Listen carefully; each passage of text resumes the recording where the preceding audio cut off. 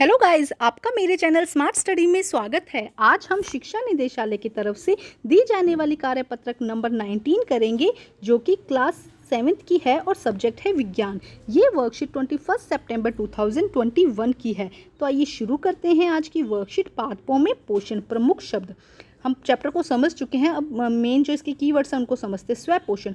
पोषण की वह विधि जिसमें जीव अपना भोजन स्वयं संश्लेषित करते हैं उसे हम स्वयं पोषण कहते हैं। मतलब पोषण की वह विधि जिसमें जैसे कि प्लांट्स हैं अपना फूड खुद बनाते हैं फोटोसिंथेसिस की प्रकाश संश्लेषण की क्रिया द्वारा। तो ऐसे ऑर्गेनिज्म, ऐसे जीव जो अपना भोजन खुद बनाते हैं उसे हम क्या कहते हैं? स्वयं पोषण।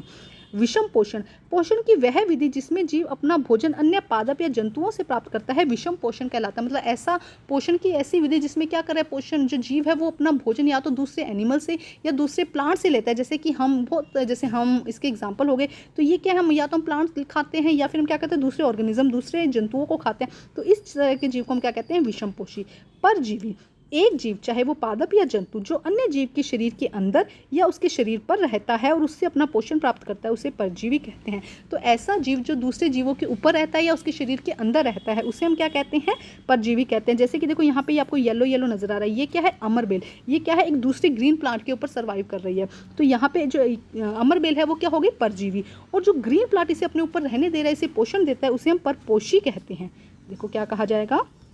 परपोषी। पादप या जंतु जिसपे एक परजीवी अपना भोजन प्राप्त करता है उसे परपोषी कहते हैं। मृतजीवी पोषण। पोषण की वह विधि जिसमें जीव अपना भोजन मृत या सड़े गले पदार्थों से प्राप्त करता है उसे मृतजीवी पोषण कहते हैं। तो ऐसे पोषण की विधि जिसमें जीव कहाँ से? सड़े गले हुए पदार्थों से अपना भोजन प्राप्त करता है। जैसे कि मशरूम कहाँ लगता है? जहाँ सड़ा गला पदार्थ होता है वहाँ पे मशरूम ग्रो करता है। तो ऐसी जो मेथड है उसे हम क्या कहते हैं? मृतजीवी पोषण। आगे देखो, कीटभक्षी पादप। कीटभक्षी पादप को खाने वाले पौधे क्या करते हैं? कीटभक्षी, जो कीड़ों को खाने वाले पौधों को हम क्या कहते हैं? कीटभक्षी पादप कहते हैं। आगे देखो क्या हो जाएगा, क्या लिखा गया है? स्मरण के लिए, सजीवों द्वारा भोजन ग्रहण करने तथा उसके उपयोग की विधि को पोषण कहते हैं। पोषण किसे कहते हैं? सजीव जो भोजन वो इंटेक करते हैं, जो भोजन वो खाते हैं और उसका यूटिलाइज करते हैं, उसे हम क्या कहते हैं? पोषण कहते हैं। पोषक की अनेक विधियां जिसे हम पिछली क्लास में पढ़ चुके हैं। डैश तथा क्वेश्चन देखते हैं। प्रश्न नंबर 1, डैश तथा डैश पोषण स्वयं पोषण करते हैं। तो क्या आ जाएगा इसके अंदर? पादप और कौन था? शैवाल। हमने पढ़ा था शैवाल। पादप और शैवाल क्या करते हैं? मृत जो है स्वयं पोषी होते हैं। यहाँ पे एक मत स्वयं पोषी होते हैं। मशरूम कवक डैश का उदाहरण है। किसका उदाहरण है मशरूम? मृतोपजीवी। हम लिख देंगे, सड़े गले पदार्थों से लेता है ना जीव भोजन अपना, तो मृतोपजीवी। मृतोपजीव पोषण का उदाहरण है। ठीक है। विषम पोषी जीव के 2 उदाहरण दीजिए। देखो विषम पोषी तो कोई भी हो जाएगा। मनुष्य कह दो, मनुष्य क्या है? विषम जीवी है। गाय क्या करती है? दूसरा प्लांट से अपना भोजन लेती है।